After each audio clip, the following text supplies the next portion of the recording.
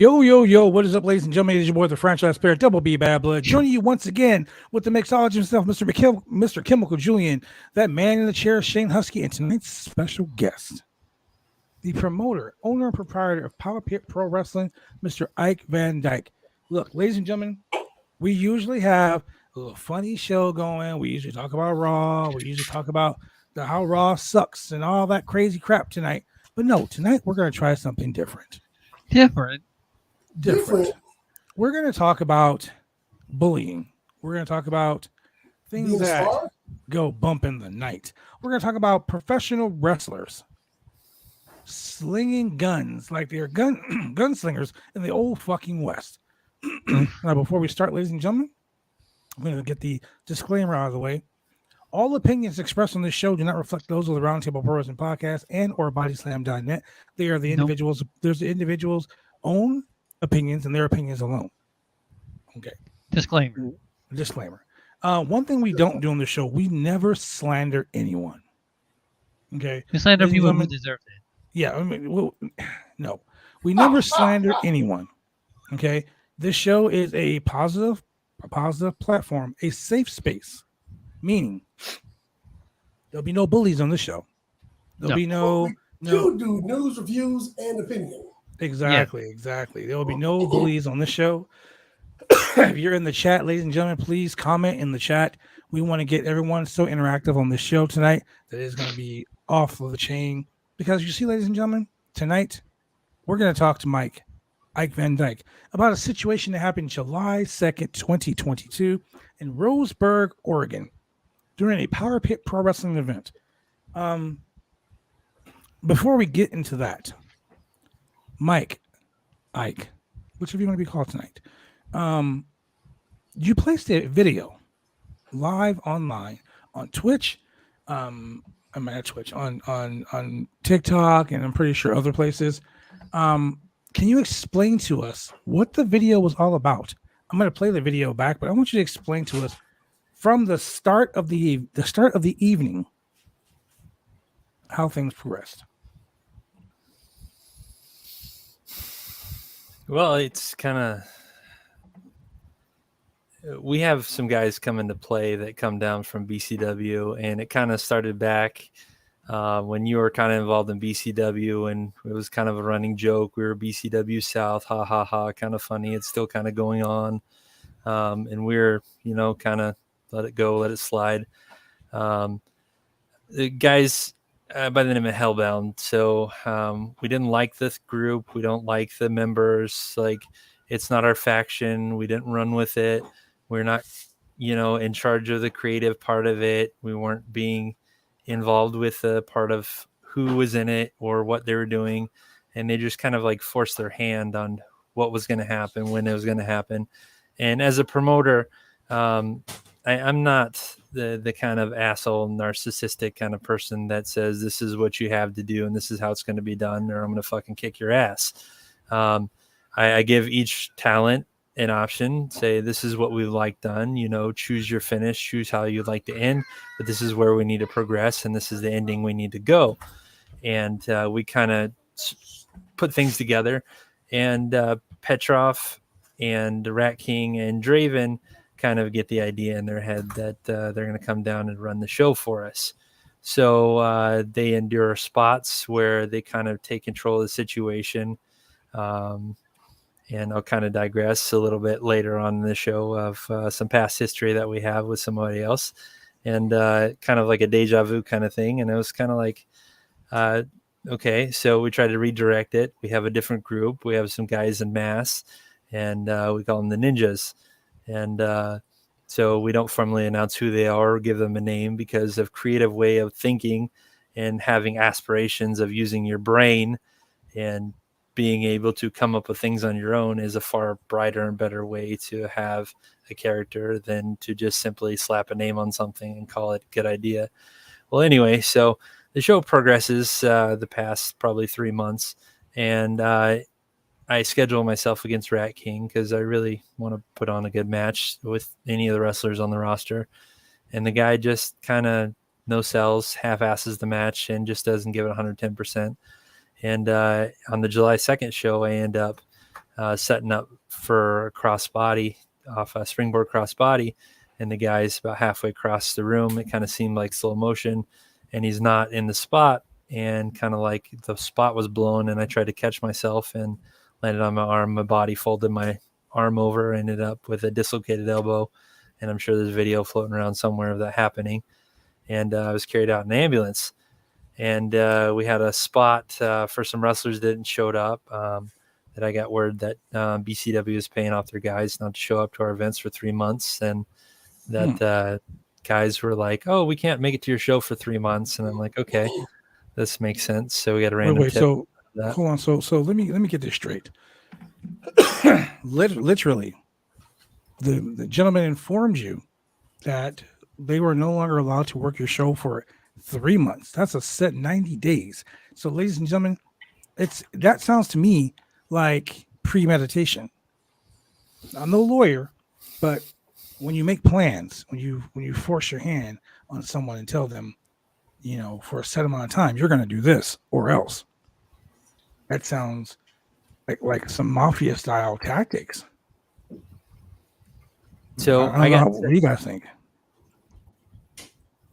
I got sent to the hospital. I still have yet to watch the footage, but from what happened after that, JB was one of the guys that was on that 90-day thing where he wasn't going to show up for 3 months. He was our heavyweight champion, and it wasn't like a spoof thing. It was a way where we need to drop the belt, get heat on it, and then get him back in the character role and introduce a new character.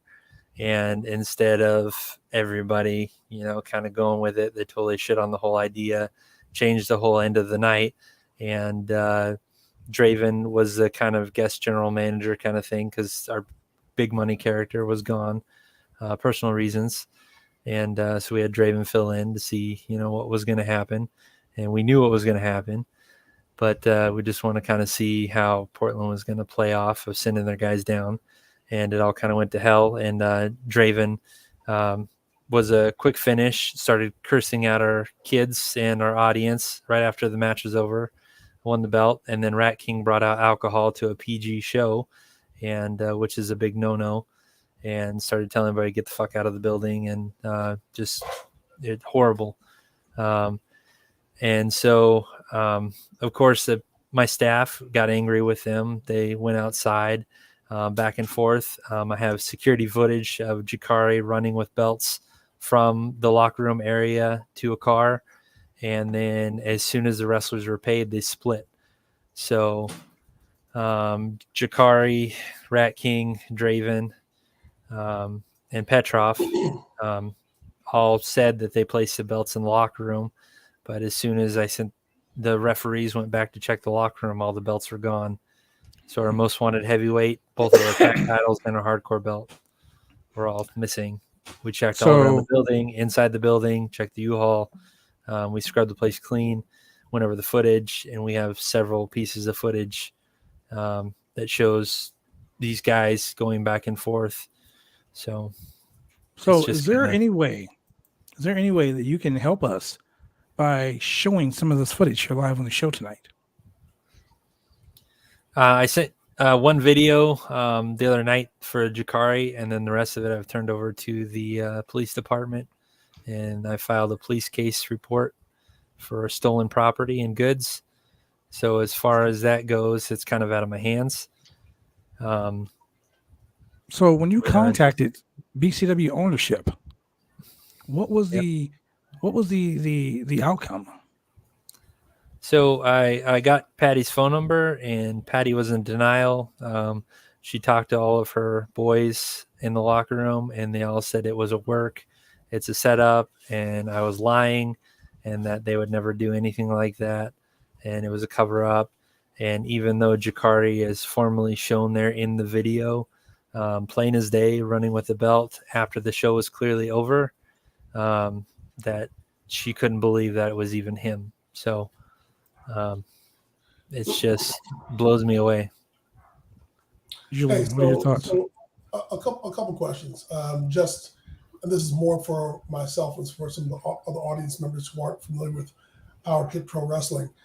How long has Power Pit Pro Wrestling been running in the Northwest? 11 years. This will be our 12th year. Wow. Okay. And you've been the promoter for the entire time. Yep. Okay. At what point did you start working with BCW? We've never clearly worked with BCW except through BJ, and we have some heat through that with Bad Blood.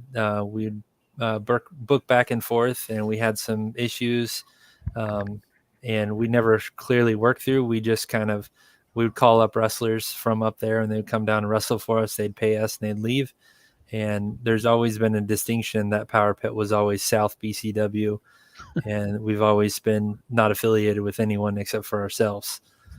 Okay. So, and here's a really good question. You made mention that your heavyweight champion essentially called out for 90 days, allegedly because he was being paid by somebody else to do so. What is the standard? I guess what's the 30-day rule, 60-day rule, 90-day rule? How often does he have to defend the title? Well, our June show was scheduled to defend the titles in June, and then 3 out of 8 of our wrestlers came down with COVID, so we had to cancel our show. So all of the wrestlers were still on board for the next show. So all of the titles were online. They were advertised, the tag team titles, the heavyweight title, the hardcore title for the next show. And then we got word after all the flyers were out and the event was booked that they were canceling on us after the fact that all the promotion had been done. So we still went through with the fact that we were putting on the matches, whether they were there or not. So, okay. So all that being said, considering everything that has happened, let's go to Doug Evans' question. What is the motivation, or what is the end game to discourage wrestlers from showing up to your promotion? What would be the benefit to anybody for that happening? Well, other promotions treat the wrestlers like shit and have shitty equipment and don't have proper things to take care of their guys. And on the other hand, we have a fairly nice ring and we take care of our guys and try to pay them fairly. And if there's any issues, we hope they talk to us. Most of the time they don't. And they like to talk and run their mouth and run other places and think that their place is the best. As far as discouraging going other places, it's all comes down to just I don't know, I don't have a problem with Mac Traeger. I pointed out that he has an alcohol problem, and that might have set off a few triggers with Mac Traeger, because I don't believe in somebody who gets freaking wasted or twisted right before a match and goes out there and puts somebody else's life on the line. There's going to be a video later on tonight that's going to be played of a show. When I get in the ring and I put my life in your hands, I expect you to do the same with me. And if I can't trust you, then you don't belong in the ring. Exactly. There's going to be a video played tonight. Teamwork. There's going to be a video played tonight that's actually footage from a show at the Holocene, a 21 over show where Mac Traeger was allegedly under the influence and attacked a fan. Allegedly. I think I watched that live on pay-per-view. I think you were there, Shane. I was there. Okay. And when you have guys tell you that they would either have a wrestler lit or drunk before they get in the ring with them to work with them because they work so rough, there's a problem. So, sorry. You made a very interesting statement. You said that on the night in question, everybody got paid. Yeah. So it's not like we were being held up by the promoter, so we're retaliating. I have a promoter's conduct, and I got to follow that. So at the beginning of the night, I set everybody's PO. It goes in an envelope, and they get paid at the end of the night. So even though you were on your way to the hospital with a potentially broken arm, very badly damaged, you still managed to make sure that these gentlemen got paid for their time. Exactly. Okay. So, ladies and gentlemen, we're going to do this really quick. We're going to go to a video that was posted. And this video clearly shows an individual walking away with a championship belt. Hopefully I can get it to work.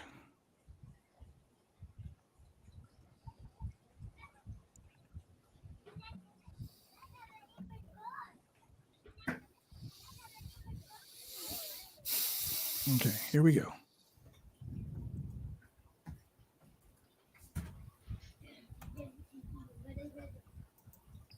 Oh, it's not playing. Darn it. Yeah, TikTok won't let me play it. Wait, hold on. Let's see. Could be it.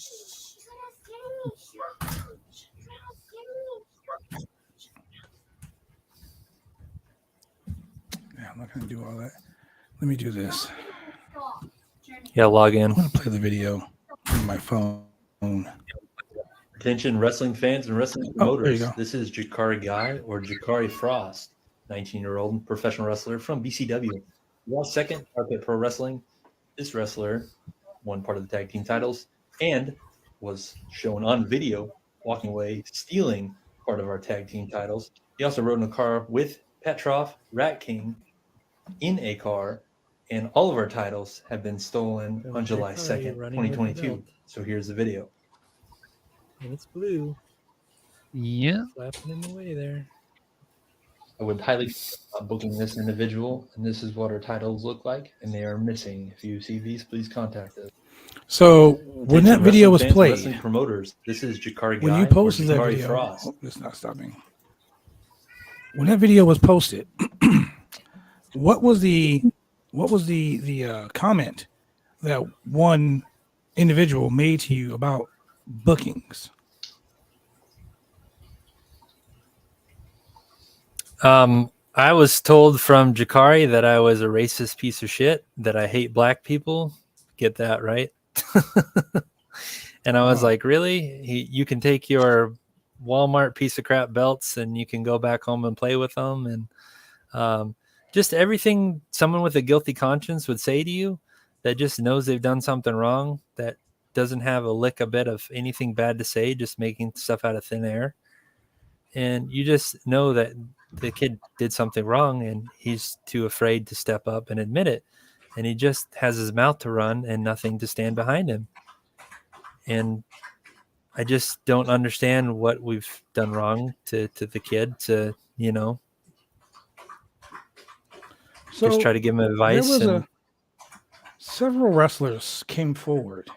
A lot request to stay nameless, but several wrestlers have left BCW, and after leaving BCW, were subsequently verbally attacked online by Gregor Petrov. One gentleman sent a bunch of screenshots, and these screenshots basically were saying, if you fuck with me in my bookings, I will come to your house and I will kill you. This person was set to face the Petrov in a hardcore ultra-violent death match in Spokane, Washington. Said wrestler decided he didn't want to work with Petrov because Petrov is known to go into business for himself, allegedly. To go into business for himself. So what that means in layman's terms, ladies and gentlemen, is that he doesn't listen. He does what he wants to fucking do. And said wrestler was afraid to get hurt. So this gentleman not only threatened him, but threatened his family to the point to where this person left the wrestling industry in fear of their life. Left the wrestling industry. This isn't some guy that's been around for like a year or two. This guy's been around for 20 some odd years here in the Portland area, who's traveled all over the country. So for this guy, who's not a small guy, to be afraid of a mob group mentality, it's ridiculous. Another individual left said company and your company. Apparently, he no longer wishes to be involved in professional wrestling. This person decided he was leaving the company and was labeled a sexual predator. Another gentleman was labeled a racist, while said another wrestler would send dick pictures on Snapchat to this lady. This lady actually sent the dick pictures to Patty Dietz of BCW and myself when I was the booker at the time. And this gentleman is a football coach for minors. This person is also posting on Instagram, Facebook, that he is wrestling while intoxicated. I'm pretty sure the State Athletic Commission wouldn't like to see videos of their wrestlers intoxicated. This guy is posting pictures of himself on Facebook, on Instagram, on Snapchat, drinking beers during his matches. You know, and when I was at BCW, there was a firm rule because one of our former partners, one of the former owners, Tex Thompson, was a raging alcoholic and would be drunk constantly during matches. And he ended up selling his portion of the business and getting out of it because that wasn't cool. I will say that once Tony DeBurn comes on the show tonight, he has a lot of video footage of a lot of things that we're going to expose tonight. And I'm saying this right here, ladies and gentlemen, we are not slandering anyone's name.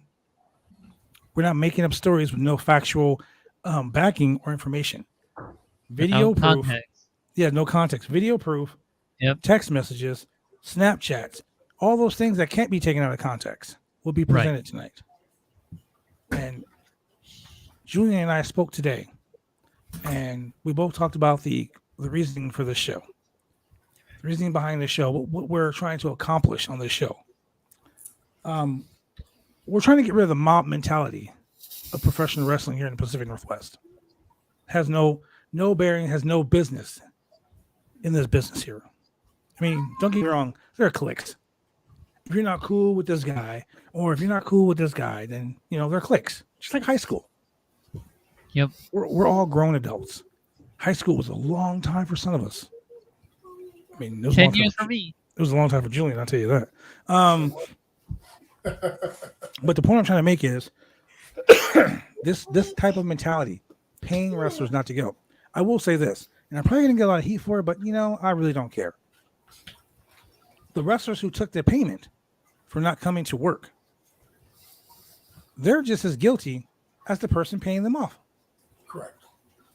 It's like, you really can't say, hey, man, I'm being mistreated at Power Pit Pro Wrestling because, you know, if I don't want to work for you, I just won't work for you.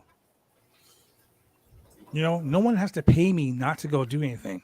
And honestly, the POs in the Pacific Northwest are fucking pathetic. No one's going to pay me X amount of dollars to not go work for someone. Literally, the POs aren't even fucking gas money these days. Well, you know what, actually, I mean, in direct line with what you're saying, while it is the wrestling business, and I know everybody's there to make a dollar, really at the end of the day, in this particular business, something that really follows you is your reputation. And as much as we talk about people going into business for themselves, people being difficult to work with, people being uncooperative, being a person in the business, any business for that matter, whether you're an architect, a doctor, an engineer, a lawyer, if you are not as good as your word, if you don't do what you say you're going to do, if you don't show up when you're supposed to, if you don't display competency, commonality, and decency, then you're no good for the business. You're literally your own brand. And especially in the professional wrestling business where everyone is really considered independent contractors, you really are your own brand. So if word gets around that you're taking payoffs to not show up, that some other promotion, you're open to some other promotion to pay you money, or you're open to some other promoter to pay you money to not show up to another promotion to bring harm to it, then other people will be inclined to not hire you in the first place. Yeah. For example, when Hogan went to go work for Vince McMahon, and there was a bounty on his head, and someone wanted to pay Iron Sheik to break his leg in the ring. And Sheik had an option. And he decided he was going to be a professional and not do that. Because that would have branded him as a hitman. That would have branded him as a dirty wrestler. That would have his particular brand. Would it have made him look like a badass shooter? Yes, of course it would have. Yes, but it would. In the long run, his career would have been shit. And so, fuck Casro. And so, in relation to a territory. I mean, I don't know how many independent promotions there are in the Northwest Territory, but I can tell you, if I know somebody is susceptible to taking a payoff to not come work for me, there's no way in hell I'm putting the title on him. Exactly. There's no way in hell I'm making him a main eventer or putting him at the top of my card, because next thing you know, he's either A, holding me up, or B, he's taking payouts from somebody else to not show up and harm my promotion and maybe try to cross over and make theirs better. So it's a waste of their time to do so. It harms them in the long run. Yeah, it does. And that's the sad part about it. People don't get it. They don't get it, man. Like, this is supposed to be a business. And a business, I want to be paid. Shout out to Kevin Brandt from DOA. He says, I will say we pay well. I will say I've never had an issue with DOA. Terry Farnes hit me up the other day. Terry and Tracy, very good people. I need to go out to the show to DOA again. They're very good people. Yeah. But I mean, it also goes back to going into business for yourself. And that's not We've had issues with bad blood in that respect in our Power Pit history past. That we know that one a little too well. Exactly. You pay the PO that the wrestler asks, and then they don't follow the storylines, and then they're working with another promotion. They show up, they don't show up, they steal your matches. It kind of goes hand in hand. Kind of depends on who you're working with, and it's kind of you give them a million chances, and you get in the ring and you show that you can take it, and you give respect to get respect, and sometimes it works and sometimes it doesn't. Mm-hmm. So a man is only as good as his word, and half the time people go around here and all they can do is run their mouth. So you don't really find much men around here anymore. So it's kind of sad. I will say this, not to shoot on anyone or to shit on anyone or any promotion. I've always been a man that if I don't like someone, I tell them. I won't go whisper in someone else's ear, hey, fuck this guy, blah, blah, blah. You know why? Because you guys ever play that telephone game when you were little? Mm-hmm. Like I'll be like, man, today Julian was wearing a hot pink shirt, lavender flip-flops, and some booty shorts. By the time it gets around to you, you're wearing a fucking purple tuxedo. You got patches missing out of your hair, and you're walking around with your ass cheeks hanging out. Like that's the telephone tell a friend, tell a wrestler. You know what I mean? $20 isn't enough for the level of wrestling being done from certain people. I agree. Yeah, mm-hmm. I agree with that too. There has to be a even keel. Yeah. Like I have a specific price that I charge individuals for in-state, and I have a specific price I charge for when I'm traveling out of state. One, I don't ever pay my flights, hotels, none of that shit, because I'm a professional. When you're a professional, you get paid to do a service. I always make sure that if it's a new promotion that I've never worked with, I can have my money up front. That way, there's no ifs, ands, or buts. If it's someone like Mike, I know Mike's going to pay me X amount of dollars. I'm going to go down there and I'm going to do my show because I know at the end of the night, I'm getting X amount of dollars. You know what I'm saying? It's always when you work with someone, you should be very clear as to the terms and conditions of any type of job. I mean, correct. Julian, you're a fucking chemist. Do you go to work and your boss is like, today I'm gonna pay you $12 an hour? Like, I'm like, nah, man, they make more than that at fucking McDonald's. I'm gonna pay you this. You're gonna like it. Yeah. You know what I'm saying? So I get what that user is saying. $20 isn't enough. And I'll be honest with you. I'm not throwing some promotions under the bus, but some promotions need to pay more. I worked for a promotion where I was struggling to get money. Me and Patty were struggling to get extra money for guys. And our partners were greedy fucking son of a bitches, and they didn't want to do it at the time. There's so many things in the Pacific Northwest, and there's a reason why the Pacific Northwest is looked at as the joke of professional wrestling. Wrestlers in Las Vegas, California, wrestlers in Canada, they all look at Portland, Oregon as a joke. Because you got guys running around thinking they're the mob, convincing young talent to do what's best, for what's best for business. Best. Committing felonies. How much were those championship belts each? Well, they weren't cheap, I'll tell you that much. So they're custom designed and custom made. So I mean, we're they're talking like nothing like anything on the $1,000. internet. We're talking like $1,000, more than $1,000. They're about $1,200 a piece. So Okay, so that's grand they theft. got 3 of those. Wow. So that's grand theft. That's no longer a misdemeanor. That's a felony. And for Well, someone that's under the age of shit. 18, like you can ruin your life. You're letting grown ass men who are pathetic pieces of shit, who probably sit in their grandma's basement masturbating into a sock. People like that, you know. I mean, I'm not gonna throw any names out, you know, but it is what it is. And you got people like that who are convincing, brainwashing young individuals. It's sad. It's so sad. You know, we're supposed to each one teach one. Like, we're supposed to be teaching the youth of, like, as a vet, we're supposed to be teaching the youth. So I'm going to say this right here on this fucking show. I've talked about it with numerous people. This is all my fault. I'm going to take the heat for this. This is my fault. Mike, I apologize for the things that happened to you and your company at Power Pit Pro Wrestling. The reason I'm saying this, ladies and gentlemen, and the reason why I'm apologizing is because when they came after me, because they wanted me out of power so they can take over the company, I just said, fuck it. You think you run the show better than me? Go ahead and try it. I didn't fight. I took they paid me my portion of the company. They bought me out and I left. I want nothing else to do with them. Any of the individuals that's still there, I had nothing to do with them. The thing This is my fault. is you're a man and they're not. We can have a conversation and agree to disagree and come to terms. Yep. And when you talk to somebody like them, they'll cut you off and come up with every story they can think of. And when it comes to somebody who has talent, they bury them and put them down because they don't want anybody above them. There's things coming to surface that I just can't bear to hear. Trying to help out situations that somebody's father's involved in wrestling and they kicked him out of the business and now he's contemplating suicide and nobody seems to care.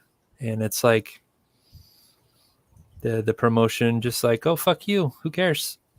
And the son just doesn't seem to care. And he kind of aided on how BCW got traded and bought and is getting the shitty end of the deal, and now he could possibly lose his home. So it's a really bad situation. So, You know, situations like that, they suck. They do. really do suck. And it's like, when is enough? I sat back and I ranted and I raved the other night, and you know, I sat back and I got so angry. And I went and took a shower, and I just sat in the shower in the dark, and I contemplated a lot of things. And over again, I kept saying to myself, this is my fault. This is my fault. Everyone I know is like, bro, what the fuck you talking about? You're not pushing these guys to do shit like that. You're not telling them to do stuff. You're not the one doing it. But I could have stopped it. I could have been the one to put my foot down, like, fuck you guys. I just walked away. So I've lived with that guilt. And that's why, Mike, when I saw what happened, I was just like, I talked to the other producer, Tony DeBurns. I said, bro, enough is enough. And Mike, Tony and I both had issues with you. We both had heat with you. But as we sat down, we were like, this is bigger than our petty squabbles. This is bigger than our bullshit. This guy went down there and deliberately broke your arm, stood in the middle of a ring with a bunch of children, exposing himself to all the alcohol and just not caring. I know your wife. I know your kids. I know your mom. I know that they were very fucking appalled by that shit. They're really good people, and they didn't fucking need that, especially with you on your way to the hospital. I just think that some people need to be held accountable for their actions. If you're a grown-ass man, you need to be held accountable for your actions, right or wrong. Right or wrong. You need to stand up, be a fucking man, and apologize. Return this person's property before it's too late. Chikari is 17 years old. The kid is good. The kid is good. I watched that kid grow up. I literally watched him grow up. He was like 5'1" when he started, and he's like 6'3". I watched this kid he's grow 19 now, so up. Yeah, I watched him grow up. His mom, He's all amazing new. woman. Yeah. Yep. He worked hard to get to where he was. I remember he asked me, "Can you give me my first match?" Oh, And I said, "Well, let's talk to your trainer and see where you're at." The trainer was like, "Let's put on a match and we'll work it out." It was to the point to where I told them, "If you sell out this show, I will pay you out of my own fucking pocket, not BCW money, my money. I will pay you a bonus." And I paid him a bonus. And he was so excited about that. First real PO.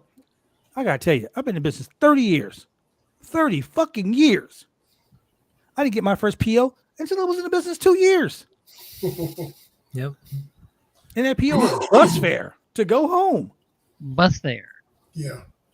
So to be someone so young in this business, you need to pay your dues. Respect. Yep. And that's the problem I have with the wrestlers in the Pacific Northwest. There's no fucking respect. There are these guys that got trained, that they go to all these seminars. They think that because they go to seminars that they're better than everyone else. They go work these shows in Las Vegas. They go work these shows in Idaho, where they become the potato champion or some bullshit. They don't understand that strong style is the art of making it look real. Correct. These guys will go in there and try to take your fucking head off. And they don't care. This one individual does not care. I've watched him shoot on people and then blame them. Intimidating people. Like he sent you, tell the fans about the message he sent you on Facebook. That was crazy. When I saw that, I'm thinking to myself, this motherfucker didn't even post he didn't even post it in like a private DM. Yeah. No. He posted it on Facebook. Yeah, posted on my page. Said if you fuck with Like- my bookings, I will show up at your front door. Now, I'm gonna tell you, like me and Julian were talking about last night. You ain't gotta worry about showing up at my motherfucking front door. I will come to your house. I will knock on the door. I will snatch you out of the house in front of your pregnant girlfriend and beat the shit out of you in front of her. And you better hope she doesn't have a baby while I'm doing it. That's what a real man would do. All these keyboard warriors talking shit over Facebook. You know, Julian, what's your favorite phrase to say about free speech? Freedom of speech is freedom to take ass whipping. Yep. Real shit. You Real forget shit. that. Kevin, I offered you money and you still here. I saw that comment. Damn it. Shout out to Kevin Trying- Brandt, man. Kevin Brandt's the I'm reason trying I'm to be here. serious. No, Kevin Brandt's a good dude. Yeah. Been around the business a long time. Excuse me. Kevin has always been one of those guys that has You know, paid you what he said he was going to pay you. I've always wanted to be in the Brandon dynasty. I asked him to join many times. You know what? No. You know what? Shut up, Shane. I'm not bullying Shane, ladies and gentlemen, but Shane is a faction whore. I am.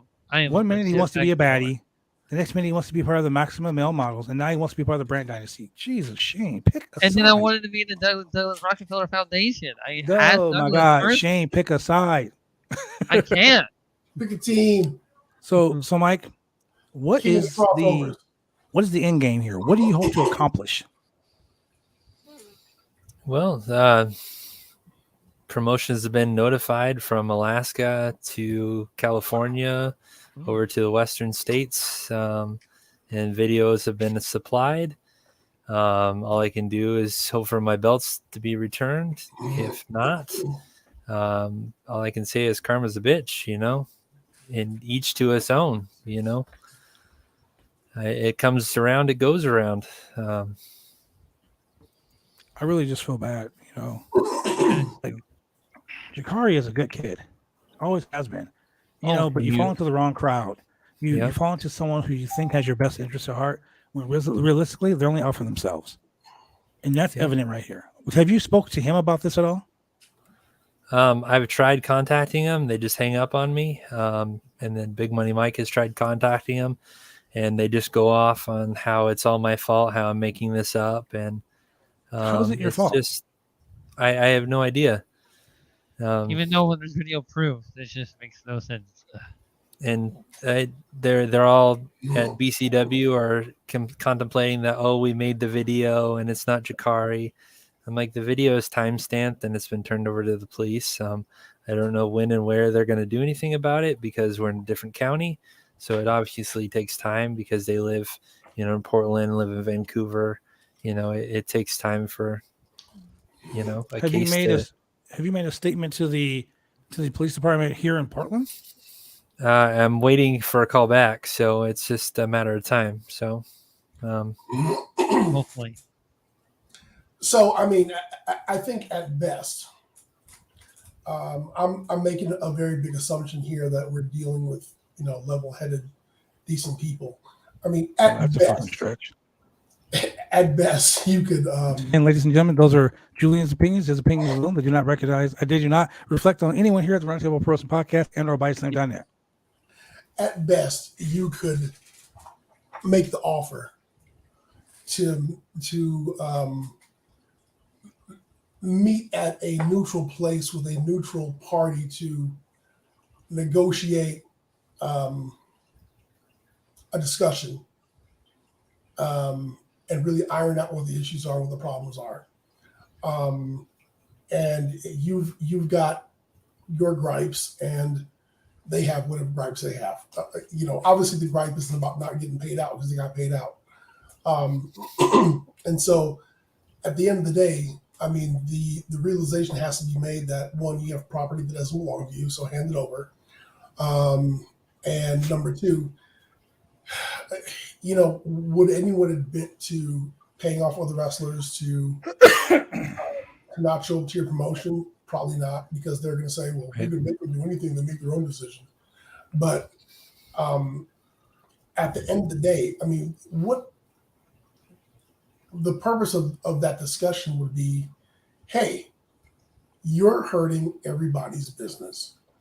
Like, I'm not sure how many people Power Pit Pro brings to a show, but if somebody shows up, if external players show up to one of your shows and they act the ass, then some of your audience is going to be like, oh, I'm never going back there again.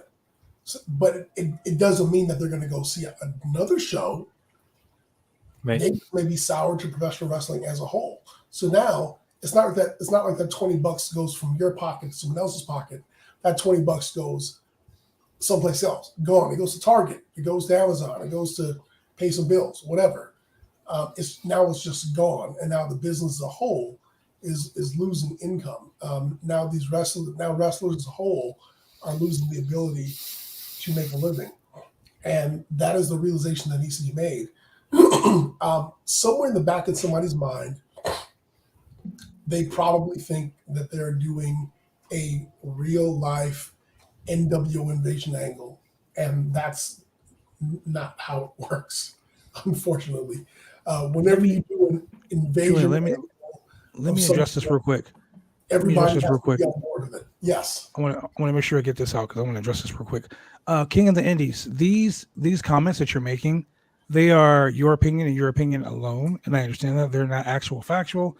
I mean, there have been video footage, there have been text messages, there have been Snapchats that have been seen to corroborate what you're stating here. I don't want to read it because I don't want to be held liable for the comments that are being stated, because I'm one of those people that I need to see the proof before I make a decision. Fortunately, I have seen some of the proof, but I'm reclusing myself from the situation because I have a personal issue with everyone involved in that. So I'm going to take myself out of the equation and be fair and impartial. But he's got booted from every promotion he's ever been at. That is true. 3-minute warning had him as Billy Pearl, and they booted his they booted Rat King out to the point where they changed everything about it. Like, they literally photoshopped him out of pictures. Like, Wow.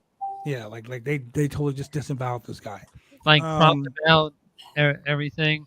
Yeah. These guys are filthy. I agree with that.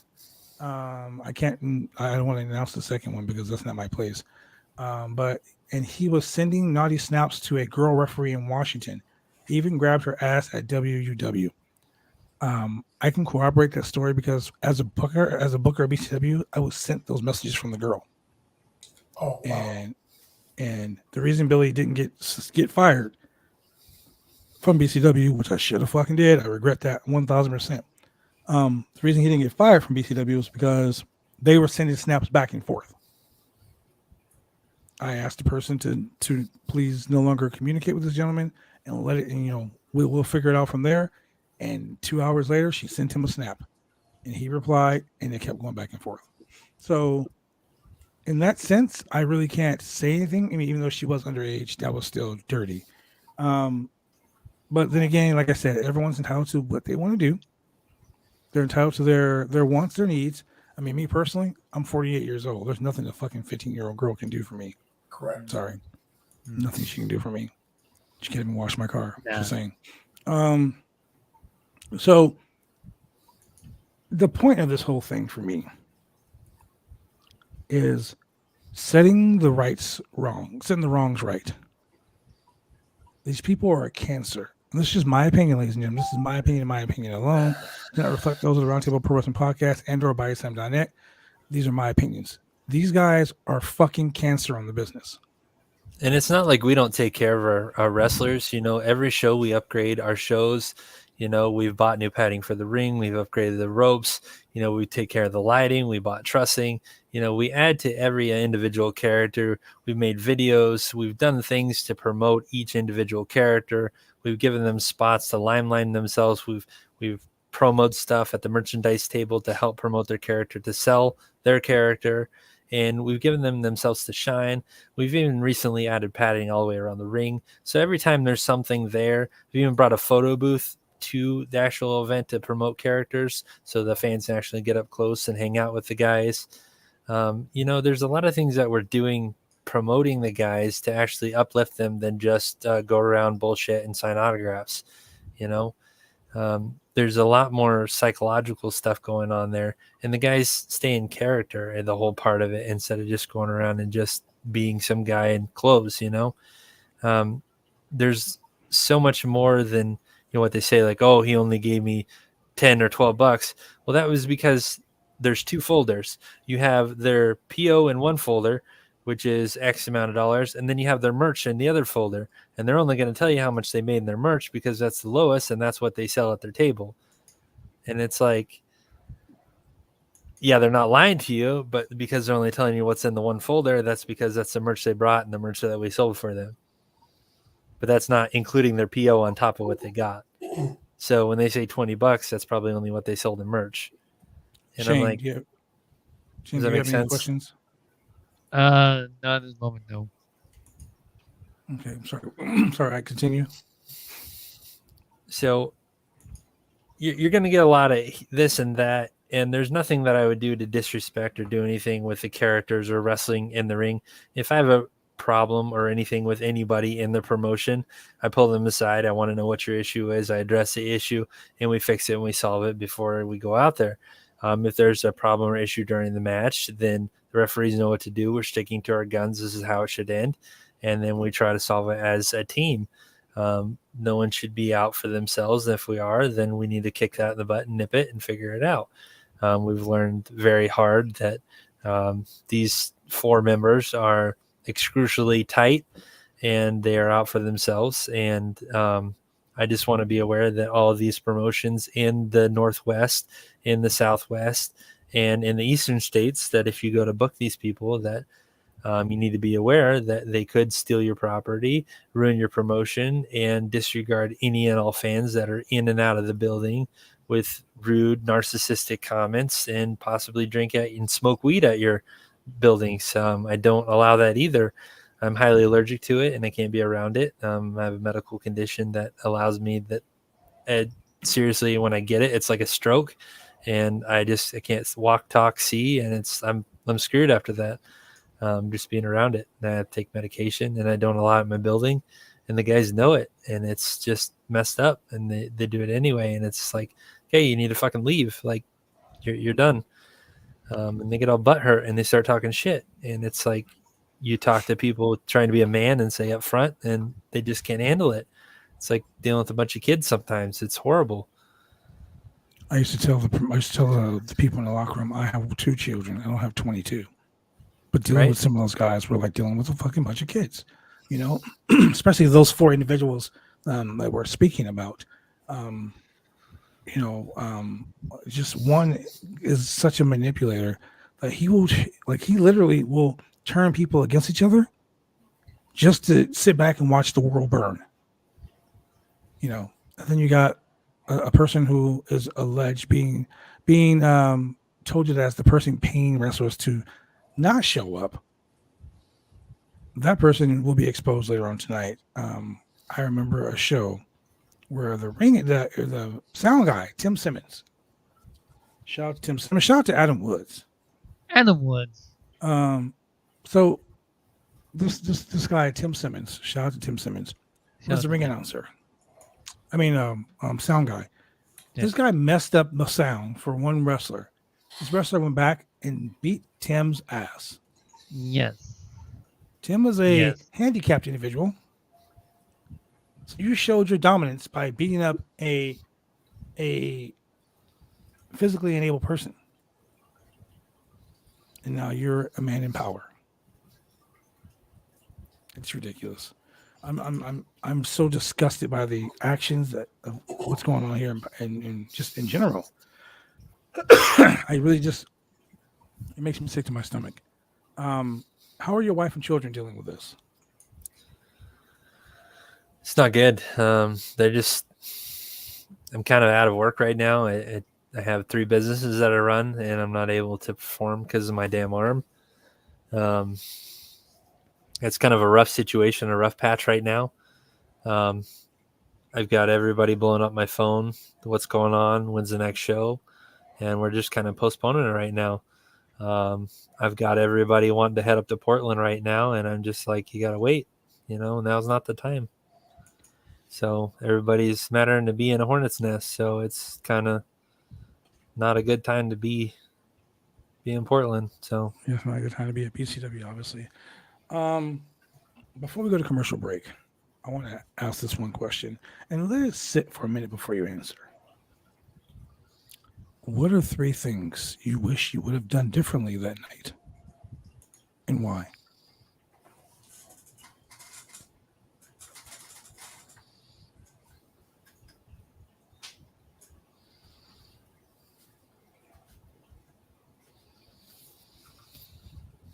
I mean, it's going to affect the way your business is ran from now on.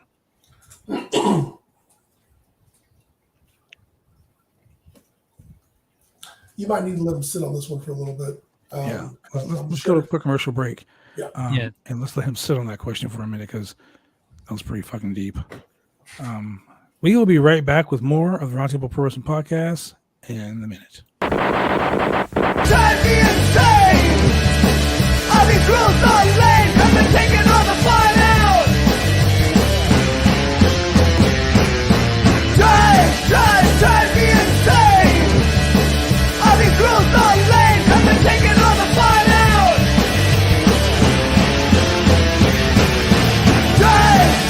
Drive me insane! All these rules.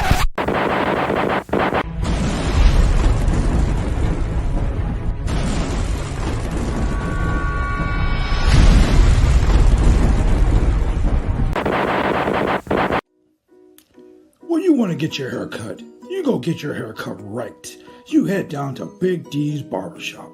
Big D's Barbershop, Vancouver, Washington's best and brightest. 1019 Main Street, Vancouver, Washington, where you can go get your hair lined up, cuts, fades, shampoos, conditions, and all the great things that go with supporting a local barbershop in a local business area. You can also reach them online at www.bigdsbarbershop.com. Go get your haircut right.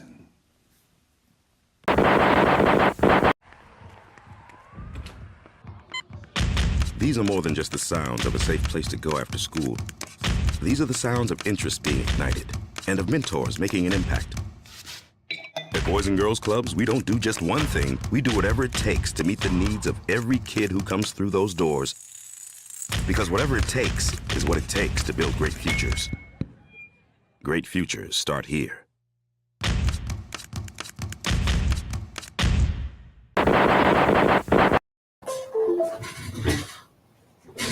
And I just got a text message that basically said, you're not the only one.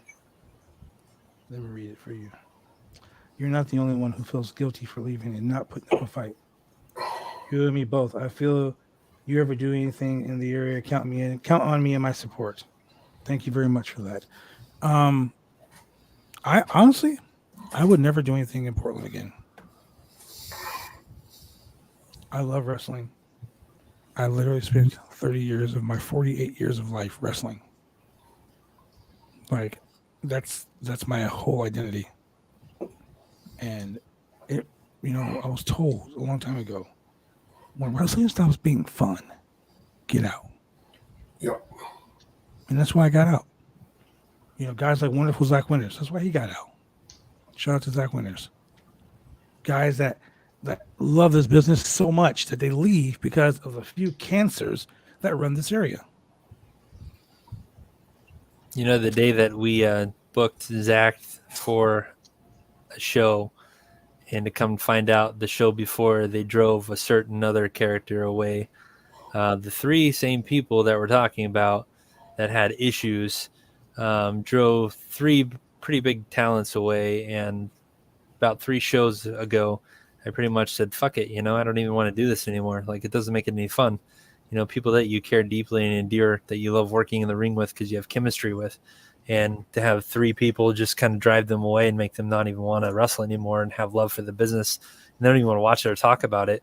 You pick up the phone and you call them, and it's like, it goes straight to voicemail, and it's like, what's going on? This is not this person anymore. And then you finally get a hold of them, and they just let you have it, and it's like, whoa, what happened? And it's just the cancer in these people that inflict on their personalities, and they change who they are. It makes you want to just give up on wrestling, because the hope, the dream that you have is just, it kind of like kills it for you. You get around these people that make you feel alive, that make you love wrestling, and you light a spark, and you get out there in front of the audience and you put on a great show, and then they just walk away like nothing mattered. It's just no big deal. And it just kind of kills you inside, and you have so much chemistry with the person and lifelong history. I've been in the business like 15 years, I'm only 35, but I love wrestling and certain people I work with, and to see them just walk away, it just kind of kills you. It's just kind of sad. But then again, I want to discuss something like that hits me really hard. This industry is full of people that are out for themselves. Someone that I was very close with showed me that they were out for themselves. Me and several other people, they saw this, and it really hurt. And I've learned to not care about that situation in this industry anymore, because at the end of the day, that person who did that is going to realize, wow, I burned a bridge that I should have never burned. And this industry is full of people like that. And it's very rare. It's very rare to come across someone that actually gives a fuck about the business and not just themselves. Like, it is so rare to find that. And Mike, I'm going to tell you, we've had our personal issue. Well, I shouldn't say personal, because I've never had any heat with you as a person. We've had our business issues. Yep. We've had our business issues, but as a person, you're really fucking cool, dude. You're a great dad. You know what I mean? You're a great family guy. Your family is always so energetic and happy to be there. Like, you make this show worth going. I used to be like, Roseburg's like 4 fucking hours from my house. Ladies and gentlemen, if you know me, I don't like driving to my work, which is 10 minutes from my house. I fucking hate 10 driving. minutes is nothing to 4 hours. I hate driving. But I would look forward to going down to Power Pit, because the fans down there are like any other fans around. Like, those fans would message me in the middle of the fucking night. Hey, are you coming to the show? Hey, can you bring me a shirt? Hey, can you do this? Hey, can you do this? Hey, man, I'm making these action figures. Would you like one? Like, That's the main thing. these are people that genuinely love the business. They genuinely love what you put on. They love your product. And to be subjected to the menial fucking I don't even want to say bullshit because bullshit's too much of a kind word for these guys. The absolute stupidity of why would you burn a bridge?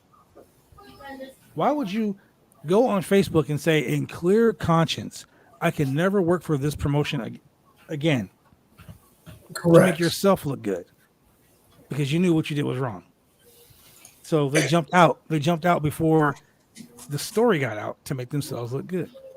That's why I waited. I talked to the promoter. I reached out to the guys. I hit every angle that I could before I even let it out on social media, so I could let it play out on their angle, and so everybody could see, hey, I have a guilty conscience, and I want you to know.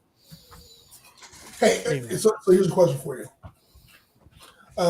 As far as your promotion goes, what are the, I guess, rules that would get somebody blackballed, which would keep them from coming back and performing at your promotion?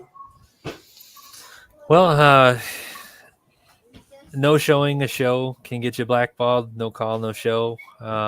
We've had guys do that, booking and promoting them and not showing up. If you don't call us and let us know what's going on, or you don't have an emergency or something's going on, can get you kicked off Power Pit show. We don't allow any drinking or smoking weed. We are PG show out in front of the audience. We don't allow it in the locker room. Of course, all wrestlers have a foul, dirty mouth. We try to keep that tone down because our locker room is literally on the brink of where the fans are, and it is really hard. And it's really hard to gauge that, so you just got to tell them to quiet down, and there's really no control over that. So a lot of times they go outside. I don't allow any steroids or any kind of drug use. Oh man, That'll get you thoroughly kicked out. You will hear stories of people, getting called the police on for having marijuana and drug use edge of, pot at our shows, because I told them from the beginning, this is not allowed. We don't allow it.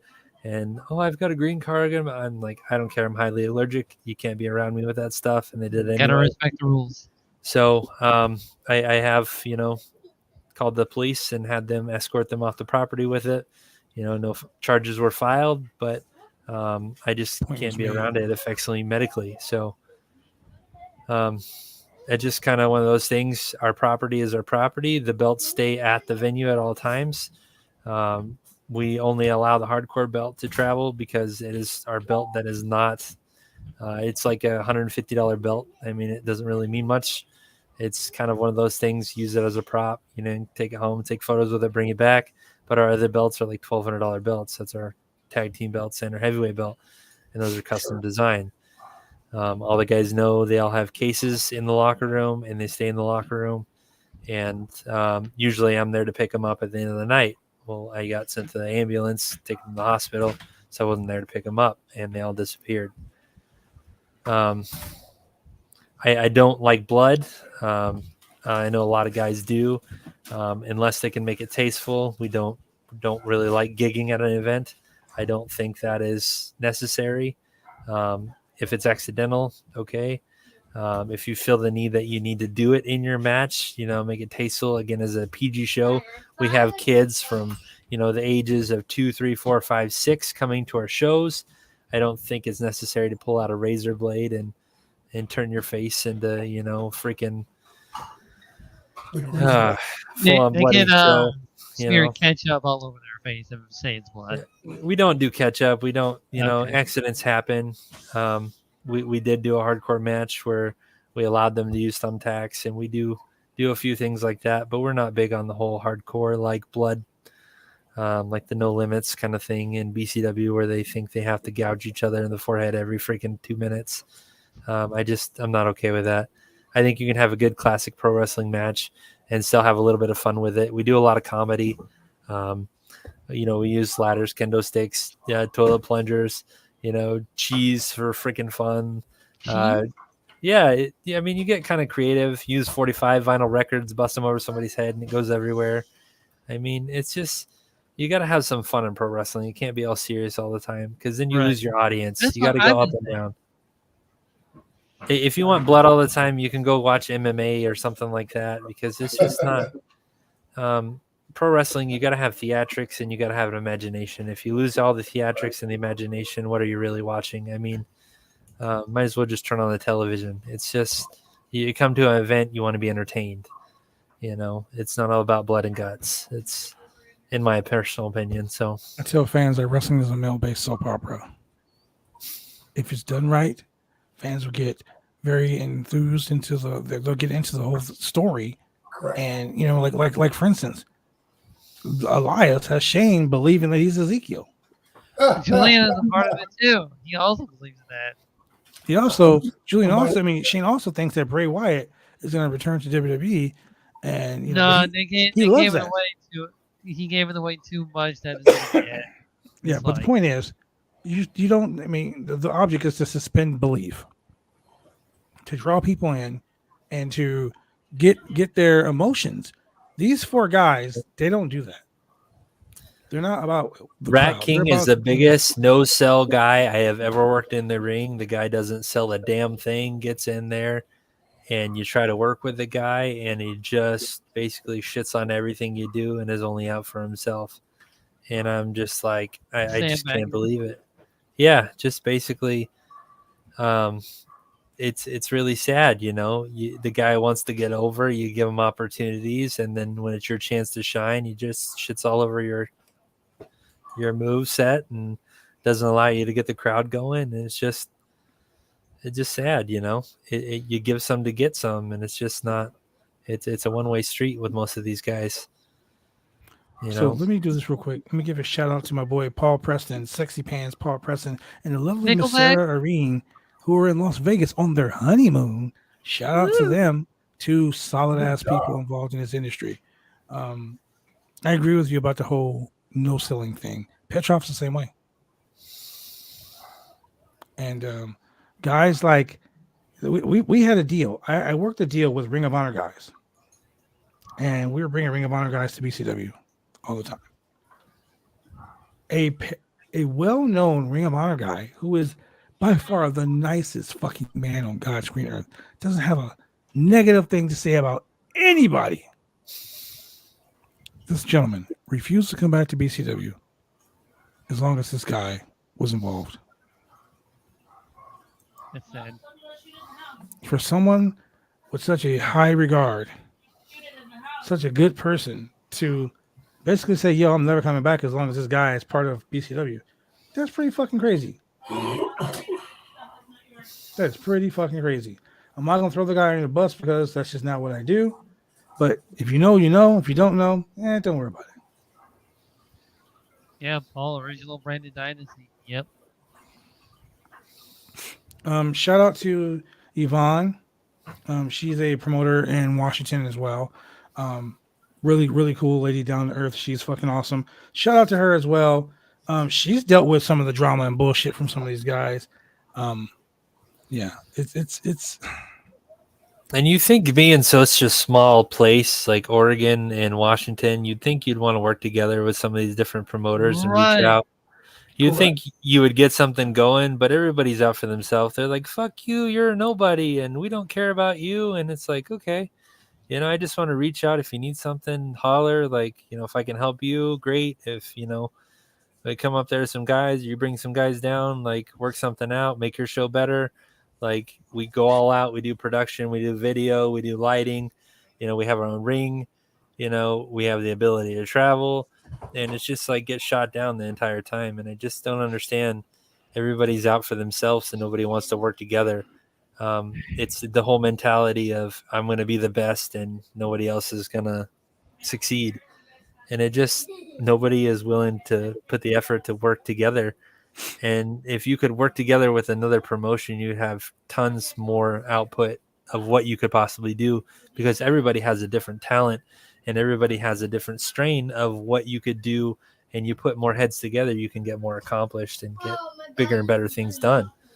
And it's just, to be honest with you, I have so much gear, I don't even know how to utilize it to the fullest potential. That we just started, you know, breaking into it with our cameras and our streaming stuff. that it's just kind of, finding the right person to get it all to really go full bore with it. And it's just, people in the right promotions have the technical ability, but don't have the technical savvy equipment to do it. And, if you could trade off and work together, you could really make something go big. And just nobody wants to try.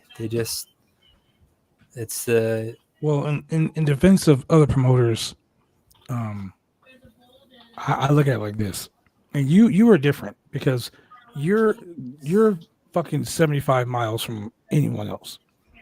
But like, if a promotion is running down the street from us, right?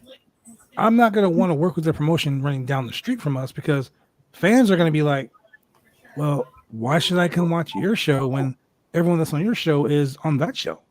Their show is earlier. Why would I want to go watch both? Yeah. And in the economic climate that we're in right now, where people don't have a lot of money, a lot of people aren't going to go to 2 shows 3 blocks away. And you got promoters that don't want to work together because they think that they're the Vince McMahon of the indies. But the worst part about it is you got young guys who have no respect for the business. And then you got these so-called vets that have been in the business 5, 6, 7 years. Barely getting their feet wet. Guys that will try this mob mentality and threaten guys. Hey, you better not go work for this guy or I'll never use you on my show. I've been involved in a promoter telling me, well, I'll just say it. I was wrestling in Germany.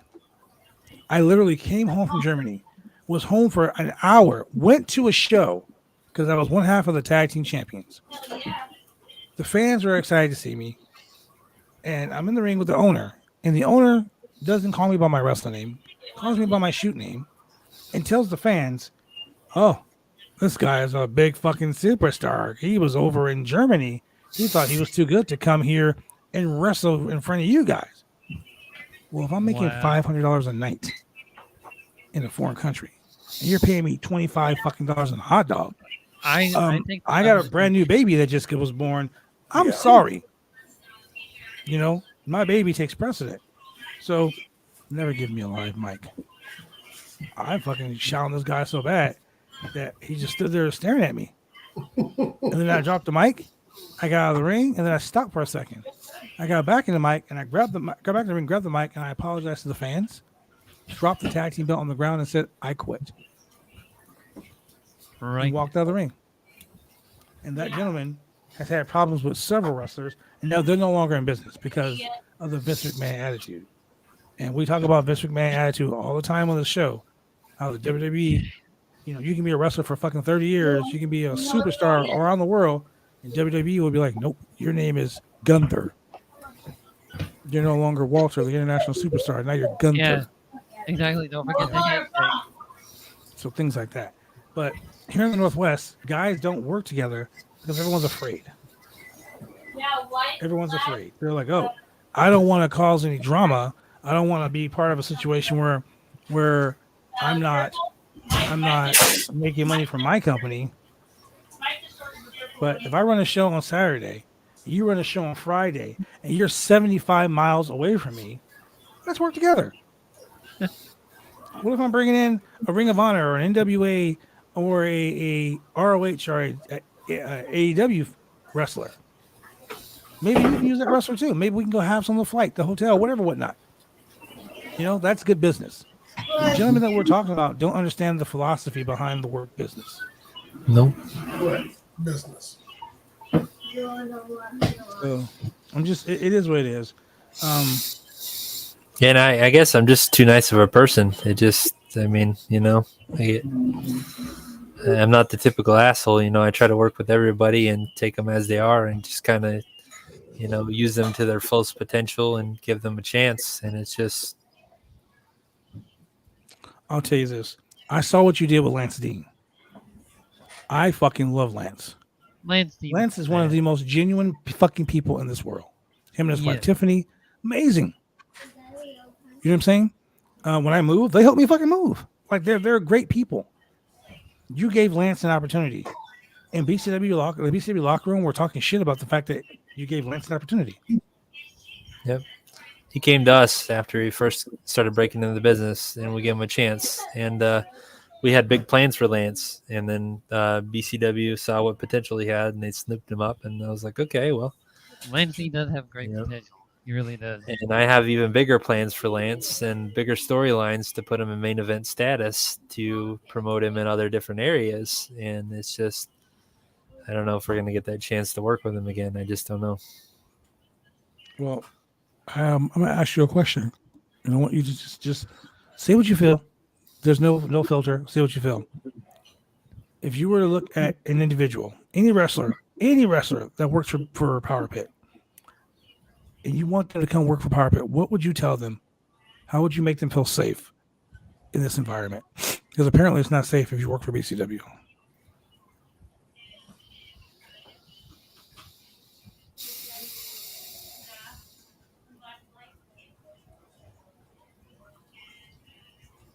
Like, how would you offer a safe space? Like for someone like Lance Steen, who just doesn't want to ruffle feathers, he just wants to wrestle. He just wants to, be the rockabilly. He wants to be the everyday guy. He wants to have fun. Right. Well, we're a family-friendly show, and it all goes back to the basics of family and kids and grandparents and, having mutual respect and run like a brotherhood like should be. We kind of started out that way. It started going that direction, and then certain guys threw kind of wrenches in the gears there and kind of fucked things up a little bit. We tried to straighten it out, and it just kind of, you got to keep a tight ship and just kind of don't let any reins loose. Ideas and stuff are great, but you got to know in the end it's your show. And if a wrestler doesn't want to do what you want to do, even though you're asking very minimal of what's expected of a wrestler when they show up, and you give them a PO, and if they're not able to discuss, what the issue is, then I guess they're not fit for the promotion. But having death threats and threatening to show up on your doorstep, and that's totally unacceptable. Those are things that should be handled by filing a police report and turning into local law enforcement, because that's totally unethical. Anybody that has to go through that definitely needs to nip this in the ass and say, hey, this is not going to happen anymore. You're done. We're going to take care of you and take care of you the right way.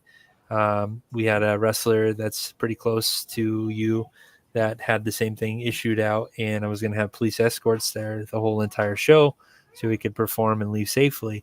And he didn't show up because it got so heated that it just was not even worth him showing up, because his life was at stake, and I reported it, and it just was not okay. I mean, when you're in a business that is so revolved around, I hate the word fake.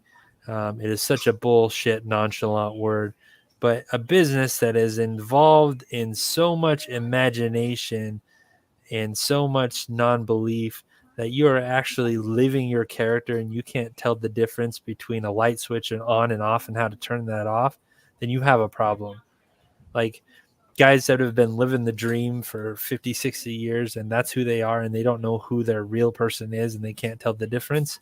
Like, that's when you have a mental issue. You need to be able to turn that character off as soon as you flip that switch. When you get in the ring and you get out of the ring, you should be able to tell mentally and physically what is going on. When your character supersedes you outside of the ring, I think there's some mental things going on there, and I would highly suggest that you seek some help, because something is not right upstairs. It's just it's not acting, it's not playing the role. It's a totally different level. I would highly suggest some chemical imbalance with the brain going on, because it's not normal. I kind of see that with the guys that are involved in this situation, that they're on 24/7 and that's who they are.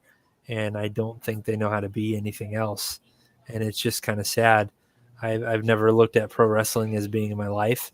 I love it, but I've always had a plan A, B, C, D, E, F. I'm kind of a jack of all trades, DJ, chef, painter, drywall, landscaper, construction worker, heavy equipment operator. It's you kind of got to be able to support your family no matter what you do. Exactly. And when you're reliant on one thing and that's all life gets kind of scary. And when somebody threatens that, I mean, that's the only thing you know.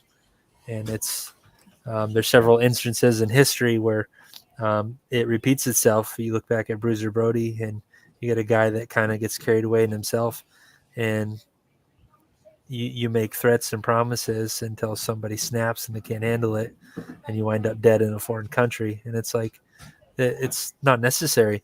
This is pro wrestling. This is an act, a screen. This is supposed to be fun and entertainment. This is not supposed to be real life, as I'm going to kill you because we have feud in the ring or heat. Things don't need to go that far. If you have that issue, you seriously need to step away to the ring and rethink your life and what you're doing. This is not the place to take This it person's out on. having a child. I'll say this. Exactly. I feel bad for the mother and the child because that and this is just me, just my opinion, okay? That type of mentality is going to lead to this person so narcissistic to where the baby's crying. If this person isn't the focal point, what's going to happen to that baby? The baby can't stop crying. What are you going to do to that baby? What are you going to do to the woman that is sleeping because she just gave birth to a child? What are you going to do? I don't go to church, but I pray for people, and I hope that in some cases that it does change him and awakens him, because having a kid in this business It will changes totally you a lot. change you, and it will make you want to drop everything you have and want to leave if you're in the right mind and state to want to do everything you can to support and become strong and stable. Well, let's do this. Let's talk about this because this is the truth. As a parent, my children come first. Exactly. I will not take a booking, fly across country, or anything like that with my child's birthday. If my child's birthday is on a Sunday and I'm wrestling in fucking Memphis, Tennessee, guess what? I'm not wrestling in Memphis, Tennessee. Sorry. I never miss a birthday. Never miss a birthday. I don't give a fuck where I'm at in the world. I'll never miss a birthday. Because those are things that you can never get back. Right. Yep. A wrestling match, I can have 100 of those. Big fucking deal. Facts. A championship, I can get it back. No biggie. Your kids' respect, once you lose that, it's gone. But some people don't change when they have that child. Some people become more about them. And I hate to be the one to say this, but I think that individual is going to be like that. He's not a team player. And when you're a parent, you're a team player. Yep. Correct. I mean, Julian, you know better than I do. Like, you are a team player. You got to be a team player. Yep. Team player. So, But only child syndrome's got to go out the window when you got kids.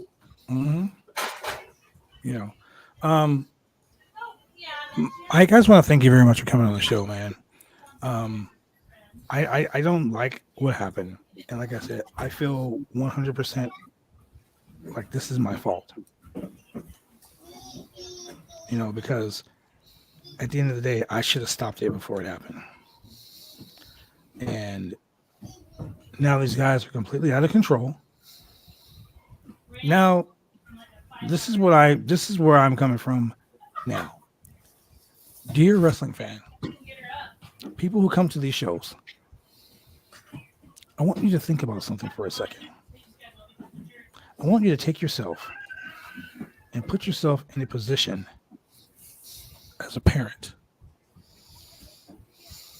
Would you want to take a kid to a show where this guy is a psycho and will come out and stab a fan, come out and attack a fan because they're drunk? Would you bring your child to a show where a wrestler exposes himself to the fans? Would you bring your child to a That's show? illegal, but Regardless. well, stabbing someone's illegal too. But Yeah. Would you put that type of situation in front of your children? I implore you as a wrestling fan, think about the guys that you're watching. These four gentlemen, they come on social media and they say things, and they do things that should not be done. And I'm going to tell you something, ladies and gentlemen, the internet don't forget. It does not. Hey, don't forget.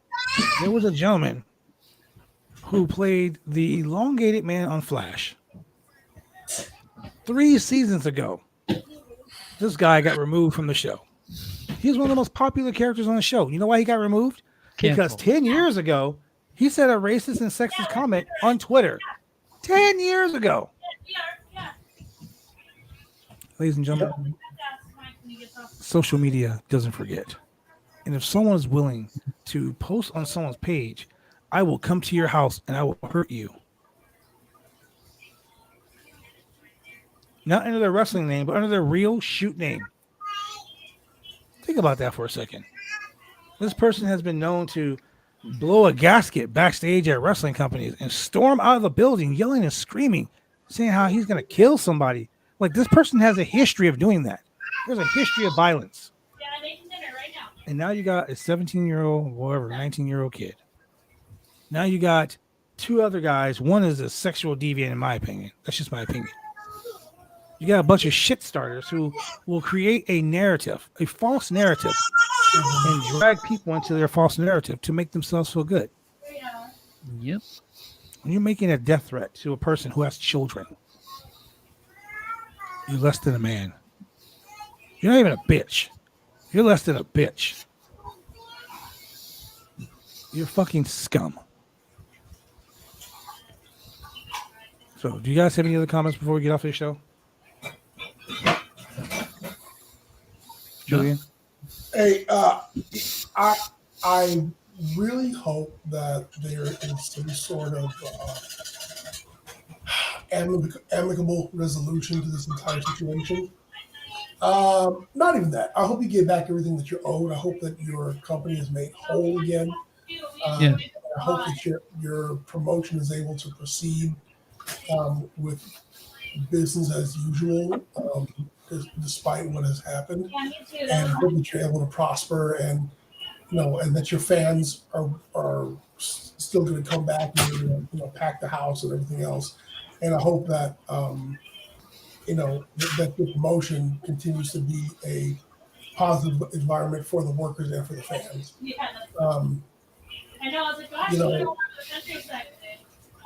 They always say that, if you give some people enough rope, they'll hang themselves. I can tell you from personal experience, some people will sit there and they will weave the rope themselves, braid it, tie it up. They'll sit there in front of a loom and they'll just churn out feet of it, just so that, and tie the noose and hang themselves just out of their own personal spite for themselves. But I mean, you've just got to keep on doing you and do what's best for business, do what's best for your fans, and do what's best for your love for the business. I mean, that's why you got into it, and that's why you should stay in it. And don't let anybody detract you from that. Don't let anybody else's bullshit sour you on the business, or don't let someone dull your shine. Yes. Yeah. So I mean, there is a resolution to it, and I hope that you do find it sooner than later. And believe me, everybody is going to get what's coming to them. I believe that. Amen. Their day will come. With that being said, ladies and gentlemen, this has been a Okay. special edition of the Roundtable Pro Wrestling Podcast, The Shooting Hour. We'll be back on Wednesday with our regularly scheduled Roundtable Pro Wrestling Podcast AEW Dynamite review. So with that being said, Fighter fans. For your boy Shane Husky, for Ike Van Dyke, Power Pro Wrestling owner, and for the mixologist and Mr. Chemical Julian, I'm your boy, The Franchise, and tonight we're not feeding the ducks. We're just going to be out. Peace. All right.